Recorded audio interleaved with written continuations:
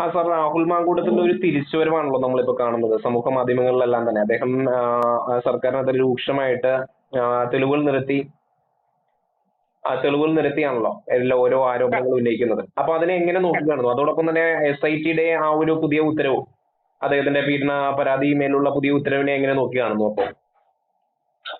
യഥാർത്ഥത്തിൽ രാഹുൽ മാങ്കൂട്ടത്തിലാണ് ഇന്ന് കോൺഗ്രസിന്റെ ഏറ്റവും വലിയ അനൌദ്യോഗിക താരപ്രചാരകരിൽ ഒരാൾ. സാമൂഹ്യ മാധ്യമങ്ങളിൽ രാഹുൽ മാങ്കൂട്ടത്തിൽ കിട്ടുന്ന സ്വീകാര്യത അതിന്റെ ഏറ്റവും വലിയ തെളിവാണ്.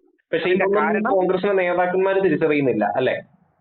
അങ്ങനെ പറയാൻ കഴിയില്ല. എന്റെ പ്രശ്നം എന്ന് പറഞ്ഞാലേ അതിന് വലിയൊരു പശ്ചാത്തലമുണ്ട്. അതായത് CPM ഒരു കേഡർ പാർട്ടിയാണ്, BJPയും വലിയൊരു ശതമാനം വരെ കേഡർ പാർട്ടിയാണ്, കോൺഗ്രസ് പലപ്പോഴും നേതാക്കളുടെ പാർട്ടിയാണ്. അപ്പൊ എന്താ പറ്റുക എന്ന് പറഞ്ഞാൽ പലപ്പോഴും മാധ്യമ പിന്തുണയും മറ്റും അവർക്ക് ആവശ്യമാണ്.